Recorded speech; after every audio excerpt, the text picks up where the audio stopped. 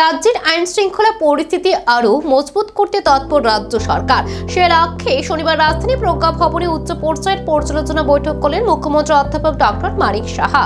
প্রজ্ঞা ভবনে হল নম্বর 1-এ অনুষ্ঠিত এই বৈঠকে রাজ্যের সাম্প্রতিক আইন শৃঙ্খলা পরিস্থিতি নিয়ে বিস্তারিত আলোচনা হয়। বৈঠকে উপস্থিত ছিলেন মুখ্য সচিব পুলিশ ত্রিপুরাতে আমাদের সরকার আসার পর যেভাবে শান্তির বাতাবরণ তৈরি হয়েছে, কিন্তু আরও যাতে এক দুটো ঘটনা ঘটে।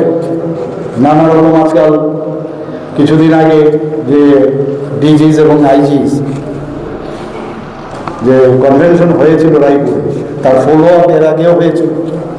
সেখানে আমি আপনাদেরকে সেখানেও বলেছিলাম যে সেখানে অনেক বিচিত্র সব কথাবার্তা এখানে হয়েছে, যেটা আমরা সাধারণ মানুষরা জানি না। কি আন্দোলনের নামে বাইরের থেকে কিন্তু ফান্ডিং হয়, অর্থনৈতিকভাবে সাহায্য করে।